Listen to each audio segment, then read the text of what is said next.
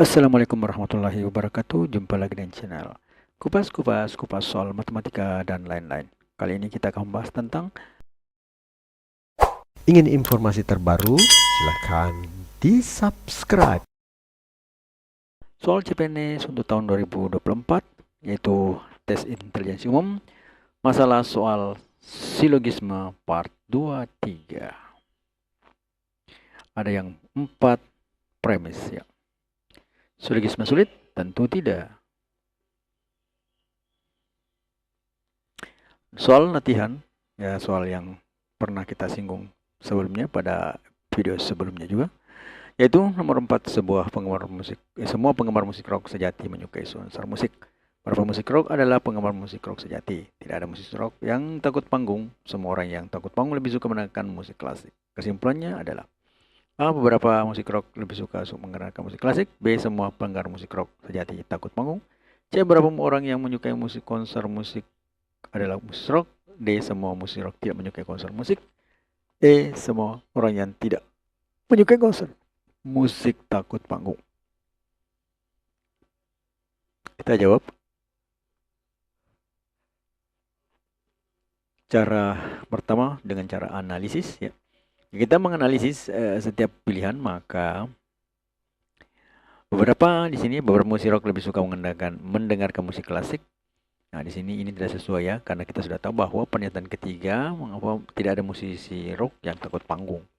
Dan pertanyaan keempat menghubungkan rasa takut panggung dengan preferensi musik klasik. Jadi yang takut panggung itu suka musik klasik, sedangkan musisi rock adalah musisi yang tidak takut panggung. Jadi sebagian A salah. Semua penggemar musik rock sejati takut panggung. Ini juga ini bertentangan ya dengan pernyataan ketiga mengatakan tiada musisi rock yang sebagian besar adalah penggemar musik rock sejati yang takut panggung. Kemudian bagian D, semua musisi rock tidak menyukai konser musik. Nah, ini juga bertentangan dengan pernyataan pertama yang menghubungkan penggemar konser musik dengan penggemar musik rock sejati ya. Dan beberapa juga musik rock itu, musisi itu dia menyukai konser musik. Ya. Jadi di sini salah ya. Kemudian bagian E, semua orang yang tidak menyukai konser musik takut panggung. Nah, ini tidak bisa disimpulkan dari pernyataan-pernyataan yang ada ya. Tidak ada hubungannya ya. Orang yang tidak menyukai konser musik bisa saja tidak takut panggung, itu maksudnya. Nah, jawaban yang benar di sini adalah bagian C, yaitu beberapa orang yang menyukai konser musik adalah musisi rock. Kemudian ini adalah kesimpulan logis ya. Pernyataan pertama menghubungkan penggemar konser musik dengan penggemar musik rock sejati. Dan pernyataan kedua menghubungkan sebagian musik rock dengan penggemar musik rock sejati. Jadi ada kemungkinan beberapa orang yang menyukai konser musik juga merupakan musisi rock. Ya, di situ ya bagian C-nya. Selanjutnya adalah bagian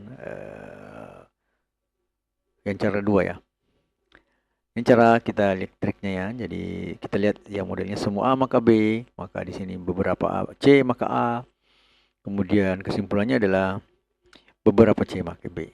Selanjutnya tidak ada C maka D, kemudian semua D maka E, maka tidak ada C yang E ya. Nah, C maka E. Kita lihat. Kita misalkan A-nya itu adalah penggemar musik rock sejati, B adalah menyukai konser musik, C adalah musisi rock, dan D adalah takut panggung, serta E adalah suka mendengarkan musik klasik. Selanjutnya, beberapa C maka B. Berarti kita bisa tulis beberapa musisi rock menyukai konser musik. Atau bisa kita buat lagi beberapa yang suka konser musik, orang yang menyukai konser musik adalah musisi rock. Karena tadi musisi rocknya bergabung dalam orang-orang yang menyukai konser musik. Nah, bisa kita katakan juga bahwa beberapa dari orang-orang musik konser musik itu adalah musisi rock. Ya, jadi impas ya.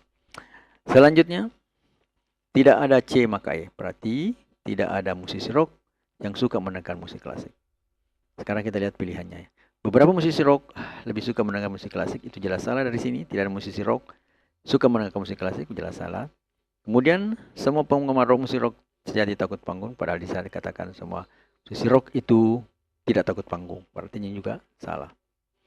Beberapa orang yang menyukai konser musik, ya beberapa orang menyukai konser musik adalah musisi rock. Nah, berarti ini bisa benar ya, bagian ini bagian kesimpulan berarti C maka B, maka ini benar. Setelah kita dapatkan benar, bisa langsung kita jawab. Namun sebelum itu kita lanjut saja. Kenapa kita menganalisis ini? Ya, bagian D. Semua musisi rock tidak menyukai konser musik. Nah, ini juga jelas bertentangan ya. Jelas ini tadi semua musisi rock semua musisi rock sejati itu pasti menyukai konser musik. Nah, musisi rock ini juga termasuk dari musik yang penggemar musik rock sejati. Jadi bukan semua aja, mungkin beberapa yang tidak, tapi di sini katakan semua, maka ini jelas salah karena ada musisi rock yang lebih suka sebagai penggemar musik rock sejati pasti dia suka konser musik. Jadi jelas salah ya. Jadi semua orang yang tidak menyukai konser musik takut panggung. Tidak juga ya, karena tidak ada hal yang menandakan atau menginformasi tentang ini ya. Yang jelas yang tidak yang rock yang suka rock itu, rock sejati itu pasti menyukai konser musik. Tidak dikatakan hal yang berlawan atau hal yang lain. Jadi ini tidak bisa dijamin benarnya. Maka ini juga adalah salah. Berarti jawaban yang benar itu adalah C. Beberapa orang yang menyukai konser musik adalah musisi rock. Selanjutnya, nomor yang pertama untuk contoh untuk video ini kali ini ya. Semua batalion yang menerapkan pelatihan intensif wajib mengikuti ujian kelayakan. Beberapa batalion memiliki peralatan militer yang modern. Batalion Jaya menerapkan pelatihan intensif. Berdasarkan premis di atas, kesimpulan paling tepat adalah batalion Jaya memiliki peralatan militer yang modern. Kemudian, batalion Jaya wajib mengikuti ujian kelayakan. C. Semua batalion memiliki peralatan modern menerapkan pelatihan intensif. D. Beberapa batalion yang mengikuti ujian kelayakan memiliki peralatan militer yang modern. Dan E. Batalion Jaya tidak perlu mengikuti ujian kelayakan dan jika memiliki peralatan militer yang modern. Nah, kita jawab ya. Cara yang pertama kita analisis ya. Maaf di sini tulisannya analisis ya, harusnya dianalisis ya. Ya kita menganalisis setiap pilihan maka bagian A, batalion Jaya memiliki peralatan militer modern. Hal ini jelas salah karena tidak ada informasi yang menyatakan bahwa batalion Jaya memiliki peralatan modern. Hal itu tidak ada. Kemudian bagian B, semua batalion memiliki peralatan modern menerapkan pelatihan intensif. Ini juga salah karena tidak ada informasi yang mendukung pernyataan ini ya. Jika bermanfaat, mohon di-share ya. Tidak ada. Nah, kemudian bagian selanjutnya bagian D, beberapa batalion yang mengikuti ujian kelayakan memiliki peralatan modern. Ini juga tidak sepenuhnya benar ya, mungkin benar tapi tidak dapat disimpulkan karena tidak ada secara langsung dari premis yang diberikan atau tidak ada informasi yang jelas tentang hal itu. Nah, bisa saja benar tapi tidak bisa diklaim langsung benar ya, bisa saja tidak ya. Selanjutnya bagian E, batalion Jaya tidak perlu mengikuti ujian kelayakan jika memiliki peralatan militer modern. Ini juga salah karena tidak ada hal yang informasi yang mendukung tentang ini bahwa kalau dia dia tidak perlu uji kelayakan jika memiliki peralatan militer modern. Tidak ada juga yang menyatakan bahwa jika batalion memiliki peralatan militer modern maka dia tidak perlu mengikuti ujian kelayakan, itu tidak ada pendukungnya. Sehingga jawabannya yang benar itu seharusnya B ya, batalion wajib mengikuti uji kelayakan. Jadi benar berdasarkan pernyataan pertama. Pernyataan pertama karena batalion Jaya termasuk dalam batalion. Nah, itu maksudnya. Nah, sekarang kita lihat cara yang kedua ya. Triknya, semua A maka B, beberapa C maka D. Jadi E bagian dari A. Nah, jadi E ini bagian dari A. Nah, kita lihat. Kesimpulannya adalah E maka B. Nah, sekarang kita lihat pemisalannya. Misalkan A batalion yang menerapkan pelatihan intensif, B wajib mengikuti ujian keyakinan, C batalion D memiliki peralatan militer yang modern. Nah, kita lihat bagian E, batalion Jaya menerapkan pelatihan intensif. Nah, jadi bagian E. Nah, sedangkan di sini katakan kesimpulannya itu bagian E maka B, sehingga kesimpulannya adalah batalion Jaya wajib mengikuti uji kelayakan karena dia adalah menerapkan pelatihan intensif. Karena tadi batalion yang menerapkan intensif maka harus ada uji kelayakan. Jadi di sini batalion yang Jaya karena dia bagian dari A, dari bagian dari A ya, maka dia juga harus mengikuti uji kelayakan karena semua yang bagian dari A atau semua dari batalion yang menerapkan pelatihan intensif wajib mengikuti ujian kelayakan. Jadi jawabannya B, batalion Jaya wajib mengikuti ujian kelayakan. Kemudian kita lihat cara selanjutnya ya. Nah, ini nomor 2. Semua aktivitas pertambangan skala besar di Kalimantan menyebabkan kerusakan hutan. Beberapa aktivitas pertambangan di skala besar dilakukan tanpa izin lingkungan. Semua aktivitas yang dilakukan tanpa izin lingkungan merupakan pelanggaran hukum. Setiap pelanggaran hukum harus ditindak tegas. Kesimpulan yang paling tepat berdasarkan premis-premis di atas adalah: A. Semua aktivitas pertambangan skala besar harus ditindak tegas. B. Beberapa aktivitas pertambangan skala besar di Kalimantan merupakan pelanggaran hukum. C. Semua kerusakan hutan di Kalimantan disebabkan oleh aktivitas pertambangan skala besar. D. Beberapa aktivitas perkembangan skala besar yang dilakukan tanpa izin lingkungan menyebabkan kerusakan hutan. E. Semua aktivitas yang dilakukan tanpa izin lingkungan harus ditindak tegas dan menyebabkan kerusakan hutan. Kita jawab ya. Cara yang pertamanya, analisis. Kita menganalisis setiap pilihan, maka semua aktivitas pertambangan skala besar harus ditindak tegas. Ia terlalu general ya. Ya, tidak semua perkembangan skala harus ditindak tegas. Yang ditindak tegas itu hanya yang melanggar hukum. Kalau tidak melanggar hukum ya tidak bisa ya. Nah, kemudian bagian C, semua kerusakan hutan di Kalimantan disebabkan oleh aktivitas pertambangan skala besar. Belum tentu. Terlalu sempit ya. Premis 1 menyatakan kerusakan hutan bisa disebabkan oleh faktor lain selain pertambangan ya, bisa saja. Nah, kemudian beberapa aktivitas pertambangan skala besar yang dilakukan tanpa izin menyebabkan kerusakan hutan. Nah, jadi yang bagian C tadi ini bisa saja kerusakan hutan di di Kalimantan itu bukan dari hasil pertambangan, itu maksudnya ya.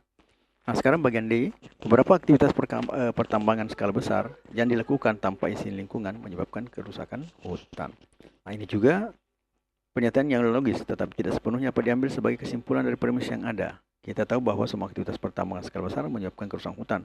Namun tidak spesifik menyebutkan bahwa yang dilakukan tanpa izin adalah penyebab langsung kerusakan hutan. Artinya baik ada izin ataupun tidak ada, kalau di pertambangan besar juga itu bisa menyebabkan kerusakan hutan. Jadi biar berizin atau tidak berizin ya, bisa menyebabkan kerusakan hutan. Kemudian bagian E, semua aktivitas yang dilakukan tanpa izin lingkungan harus ditindak tegas dan menyebabkan kerusakan hutan. Nah, di sini juga tidak benar. Tidak semua aktivitas tanpa izin lingkungan pasti menyebabkan kerusakan hutan. Bisa saja yang ada izinnya, bisa itu yang tadi bagian B, D tadi bisa saja dengan izin bisa merusak hutan atau tanpa izin bisa merusakkan hutan. Berarti bagian B juga, bagian E juga tidak benar sepenuhnya. Sehingga yang jawaban yang benar itu adalah bagian B. Beberapa aktivitas pertambangan skala besar di Kalimantan merupakan pelanggaran hukum. Jadi ini benar ya, karena premis 2 menyatakan bahwa beberapa aktivitas yang dilakukan tanpa izin yang merupakan pelanggaran hukum sesuai dengan premis yang ketiga. Jadi jawaban yang paling tepat adalah beberapa aktivitas pertambangan skala besar di Kalimantan merupakan pelanggaran hukum. Kemudian cara yang kedua, semua A maka B, beberapa A maka C, kemudian semua C maka D, maka semua D maka E. Kesimpulannya bisa kita lihat bahwa beberapa A maka D, bisa juga beberapa A maka E ya. Jadi ya 2. Bisa kita beberapa maka D, kemudian beberapa maka E. Tinggal kita lihat pilihannya nanti yang mana cocok ya. Nah, jadi kita misalkan bahwa aktivitas pertambangan skala besar di Kalimantan. Kemudian B menyebabkan kerusakan hutan. Kemudian C dilakukan tanpa izin lingkungan. Suka dengan videonya? Like dong. Kemudian D pelanggaran hukum. Kemudian E harus ditindak tegas. Selanjutnya kita lihat kesimpulannya, beberapa A maka D, berarti kita bisa bilang beberapa aktivitas pertambangan skala besar di Kalimantan merupakan pelanggaran hukum. Boleh. Kemudian beberapa A maka E, bisa dikatakan beberapa aktivitas pertambangan skala besar di Kalimantan harus ditindak tegas. Nah, kita lihat pilihan apakah salah satunya ada atau dua-duanya. Nah, kita lihat semua aktivitas pertambangan skala besar harus ditindak tegas. Tidak semua ya, seperti tadi contohnya bahwa yang bisa ditindak itu yang melanggar. Nah, ini juga tidak semua kerusakan hutan di Kalimantan oleh aktivitas ini juga salah ya. Ya, beberapa aktivitas ini juga salah, ini juga salah. Nah, yang benar itu adalah ini tadi beberapa aktivitas pertambangan skala besar di Kalimantan merupakan pelanggaran hukum, berarti bagian B yang benar. Sesuai dengan hasil kesimpulan dari beberapa premis-premis yang ada tadi. Selanjutnya jawabannya adalah B, beberapa aktivitas pertambangan skala besar di Kalimantan merupakan pelanggaran hukum. Selanjutnya nomor 3. Semua pegawai yang memiliki sertifikasi profesional mendapatkan prioritas dalam promosi jabatan. Beberapa pegawai di bagian administrasi tidak memiliki sertifikasi profesional. Semua pegawai di bagian administrasi berkontribusi dalam pencapaian target organisasi. Hanya pegawai yang berkontribusi dalam pencapaian target organisasi yang akan mendapatkan penghargaan tahunan. Nah, berdasarkan premis-premis di atas, manakah dari kesimpulan berikut yang paling tepat? A. Semua pegawai di bagian administrasi tidak mendapatkan penghargaan tahunan. B. Beberapa pegawai yang tidak memiliki sertifikasi profesional tetap bisa mendapatkan promosi. C. Beberapa pegawai yang mendapatkan penghargaan tahunan adalah pegawai yang memiliki sertifikasi profesional. D. Beberapa pegawai yang mendapatkan promosi juga berkontribusi dalam pencapaian target organisasi. E. Semua pegawai yang tidak memiliki sertifikasi profesional tidak berkontribusi dalam pencapaian target organisasi. Nah, kita lihat jawabannya. Jawaban cara 1, analisis. Jika kita menganalisis setiap hal, maka yang pertama, semua pegawai di bagian administrasi tidak mendapatkan penghargaan tahunan. Nah, hal ini salah ya. Karena semua pegawai di bagian administrasi berkontribusi dalam pencapaian target organisasi. Nah, jika berkontribusi maka akan mendapatkan penghargaan tahunan. Berarti bagian A jelas salah ya. Bagian B, beberapa pegawai tidak memiliki sertifikasi profesional tetap bisa mendapat promosi. Nah, ini juga salah ya. Karena hanya pegawai yang memiliki sertifikasi profesional mendapatkan prioritas dalam promosi jabatan. Kemudian C, semua pegawai mendapat penghargaan tahunan adalah pegawai yang memiliki sertifikasi nasional. Juga ini salah, karena meskipun pegawai tersebut memiliki sertifikasi nasional namun tidak berkontribusi dalam pencapaian target organisasi, maka tidak akan mendapat penghargaan tahunan. Kemudian bagian D, beberapa pegawai yang prioritas promosi juga berkontribusi dalam pencapaian target organisasi. Ini adalah benar karena semua pegawai di bagian administrasi berkontribusi jelas ya untuk capaian target organisasi. Tidak memandang punya sertifikat profesional atau tidak, karena tidak ditegaskan di situ, karena dikatakan semua pegawai di bagian administrasi berkontribusi dalam pencapaian target organisasi. Jadi semua pegawai tidak perlu dia sertifikat atau tidak. Bagian E, semua pegawai yang tidak memiliki sertifikasi profesional tidak berkontribusi dalam pencapaian target organisasi. Ini juga salah ya, karena semua pegawai seperti tadi tulisannya yang di atas ini berkontribusi dalam pencapaian target organisasi meskipun tidak memiliki sertifikat profesional. Ya. Jadi jawaban yang paling tepat adalah bagian D. Beberapa pegawai yang mendapatkan prioritas promosi juga berkontribusi dalam pencapaian target organisasi. Kemudian cara yang kedua ya, triknya semua A maka B, beberapa C maka tidak A. Berarti kalau kita mengatakan beberapa C maka tidak A, berarti ada beberapa C yang A. Ya, begitu. Kesimpulannya di sini adalah beberapa C maka B. Kalau dari sini A, berarti di sini berarti dia maka B. Semua C maka D. Kemudian semua D maka E, hasilnya adalah kesimpulannya semua C maka E. Selanjutnya, misalnya kita katakan bahwa A itu adalah pegawai yang memiliki sertifikasi nasional, profesional. Bagian B adalah mendapatkan prioritas dalam promosi jabatan. Bagian C adalah pegawai di bagian administrasi. Bagian D berkontribusi dalam pencapaian target organisasi. Dan bagian E adalah mendapatkan penghargaan tahunan. Selanjutnya kita lihat kesimpulannya beberapa C maka B ya. Artinya beberapa pegawai di bagian administrasi maka mendapatkan prioritas dalam promosi jabatan. Atau bisa kita katakan beberapa pegawai di bagian administrasi mendapatkan prioritas dalam promosi jabatan. Kemudian semua C maka D, berarti di sini semua pegawai di bagian administrasi maka berkontribusi dalam pencapaian target organisasi. Ya, sudah jelas ya. Berarti kesimpulannya adalah beberapa C maka B dan D. Atau bisa dikatakan beberapa pegawai di administrasi maka mendapatkan prioritas dalam promosi jabatan dan berkontribusi dalam pencapaian target organisasi. Kalau kita lihat pilihan, ya, ini pilihan-pilihannya A, B, C, D, dan E. Semua pegawai di bagian administrasi tidak mendapatkan penghargaan tahunan. Ini juga salah tadi ya. Ini salah, ini juga salah ya. Ini salah. Jadi bagian D yang benar ya. Beberapa pegawai yang mendapat prioritas promosi juga berkontribusi dalam pencapaian target organisasi. Nah, ini yang bagian beberapa C maka B dan beberapa C maka D, berarti beberapa C maka B dan D. Ya. Berarti jawaban yang benar adalah bagian B, ya, bagian D, sorry. Sehingga jawaban yang benarnya, beberapa pegawai yang mendapatkan prioritas promosi juga berkontribusi dalam pencapaian target organisasi.